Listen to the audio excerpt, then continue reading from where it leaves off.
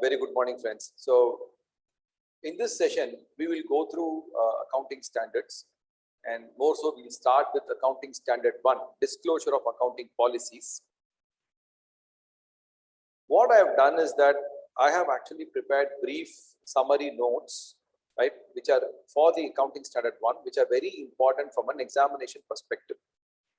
So, as I go through these summary notes, I will explain to you the various nuances which are involved. Okay, so I'm just sharing my screen.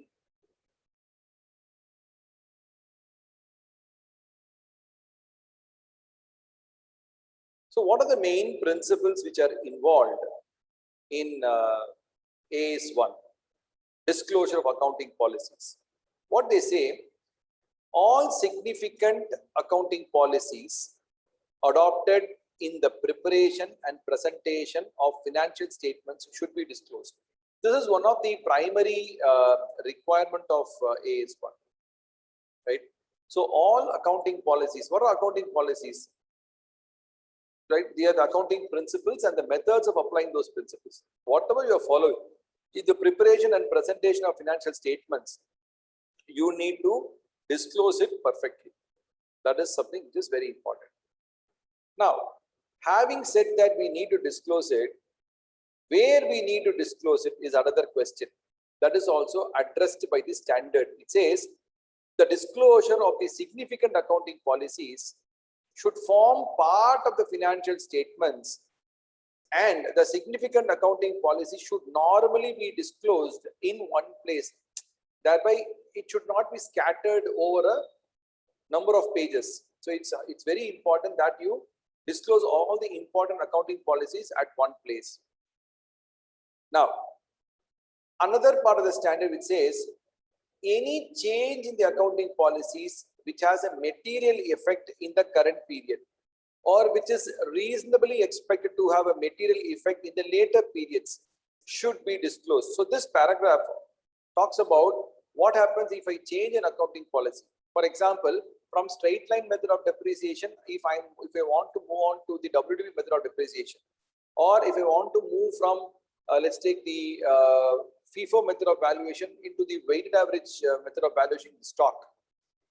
Right, you can change the accounting policies, but if you feel it is going to have a material effect in the current period, or if it is reasonably expected to have a material effect in the later periods, you should disclose it. Right? Okay. Now, just in case it has got a material effect in the current period, you should disclose the amount by which any item in the financial statements will be affected. For example, if you make a change from the FIFO method into the weighted average method, which line item of your financial statements will get affected? It is naturally the stock value, correct? So the closing stock valuation will be affected. So you need to quantify the impact of a change in an accounting policy as well. Right. So first thing is when you're changing from SLM to WDV or from FIFO to the weighted average, fine, you can do that. Please disclose the fact that I've changed from SLM to WDV, or I have changed from the FIFO method to the weighted average method of valuing. Number one. Number two, as a result of the change, what is the impact of the change in the current period? You need to quantify that as well. Right? And if you feel that, boss, I made a change, but I am not in a position to quantify, I am not able to ascertain the impact of the change, you should also quantify, say that, disclose that I made a change, but I am unable to ascertain the quantum of the change. Right? Look at the paragraph. Any change in the accounting policy which has a material effect in the current period or which is reasonably expected to have a material effect in the later periods should be disclosed. So if you're changing accounting policy and if it is going to have an effect in the profit and loss of the current period or of the later periods, please disclose the fact. Now, in the case of a change in accounting policy which has a material effect in the current period, the amount by which any item in the financial statements is affected by such a change should also be disclosed to the extent ascertainable. So you need to quantify. Where such amount is not ascertainable, wholly or in part, the fact should be disclosed, should be indicated. So if you are unable to quantify the change, then you have to state that as well. So this is a very important part of the accounting standard.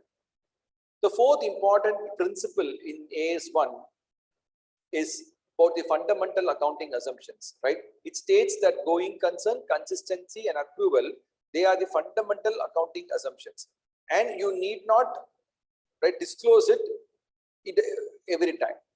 No specific disclosure is required, right?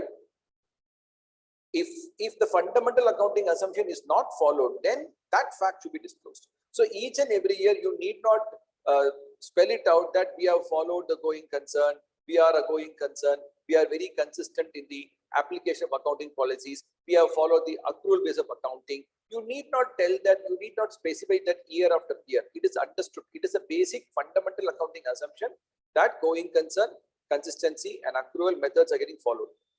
Just in case, if in a year, if you feel that some of the going concern assumptions are not followed, then you need to tell that. For example, if it is not a going concern at all, then you have to state the fact.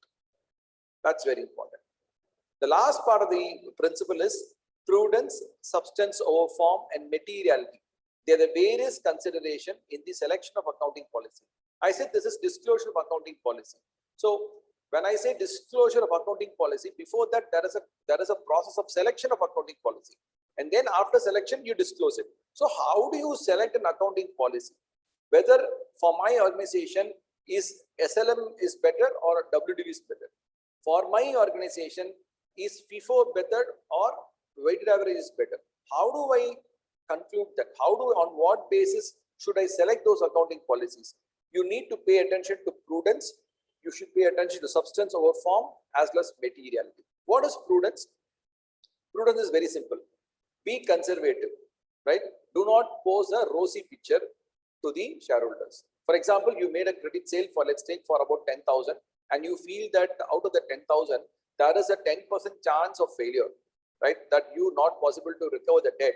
Then you need to create a suitable provision for that, right? So you record the sale for 10,000, but make sure that you make a provision for the 1,000 rupees as well, which is a 10%. That is prudence. You need to be conservative, right? All known losses and liabilities, you need to provide for that. And do not expect any gains which are unrealized. Do not recognize those gains. Only if the gains are realized, you need to recognize that. But if you foresee some losses coming your way, please provide for them. That is prudence. When I talk about substance over form, what is substance over form? Always pay attention to the substance over the legal form. Let me give you a classic example of hire purchase. You take a truck on hire purchase. You are the hire purchaser. The person who gives you the truck, he is the hire vendor, right? Now, in hire purchase, for example, if 10 lakh is the value of the truck, you pay a down payment of 2 lakhs, right? Balance 8 lakhs, you actually paid in installments along with interest, right? Now, the hire purchaser becomes the literal owner of the truck only upon the payment of the last installment. And until that point of time, the ownership lies with the hire vendor. Now, assuming if you are in the first year, now the question arises to the hire purchaser, sir, should I need to disclose the truck in my books, in my financial statements as an asset? Because his contention is that I am not the owner of the asset, right? Because the truck is in someone else's name. Why should I actually show that truck as an asset in my balance sheet? So that confusion is always there.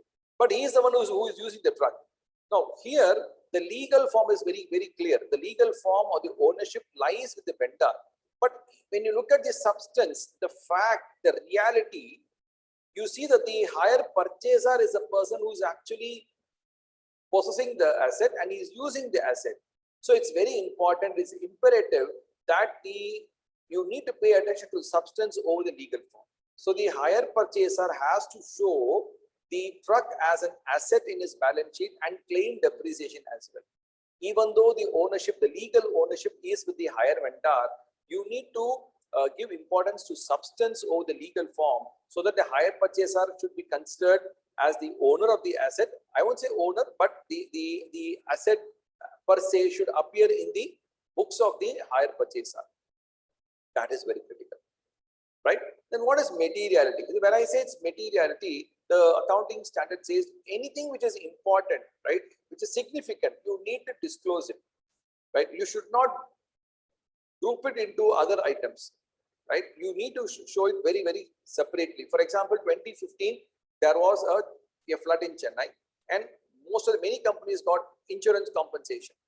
Now, if you get such a compensation, it's a material item, right? You cannot put that number under the insurance compensation which you receive. You cannot show it under other income. It's important that you show it separately as insurance compensation received for Chennai flood, because it's a very important item, very significant item, and it's not going to happen time and again, right? So if you club that item under other income, people could be misled that they will start expecting, okay, this income will be received year after year. But if you show it very separately that this is on account of a flood, then the decision-making pattern of the shareholder will be different, right? And what is materiality? It's a very relative term. What is material for one person need not be material for the other person. For me, if I start a business, even 1 crore is a big amount for me.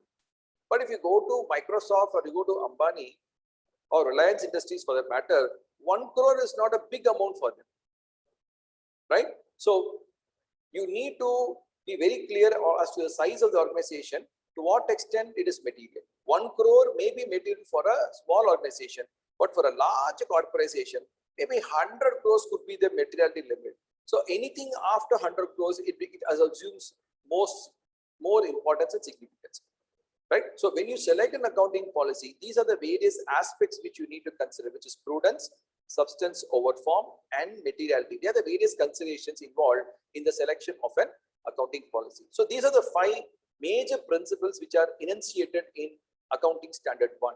Just to repeat what they say, all significant accounting policies, right, which are adopted in the preparation and presentation of the financial statements, they should be disclosed.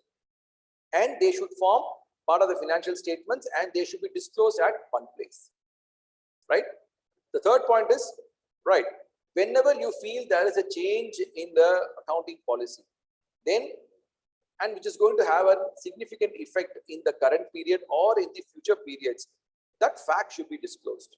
And as much as possible, we need to quantify the effect of a change in the profit or loss. And if you feel that it is not possible to determine, please state that fact also, that we made a change, but we are unable to quantify the impact of the change.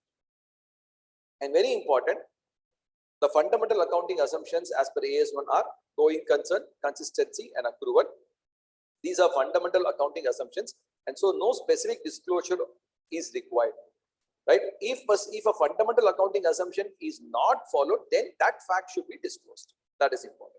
Last one, what are the various considerations in the selection of an accounting policy? It's prudence, substance over form, and materiality. So you need to apply these 5 principles, right? This is a very generic standard. AS1 is the beginning. It's a very generic standard, and it should be applied in conjunction with other standards as well. All right. So hope it's very clear. Right. See you soon in the next accounting standard. Thank you.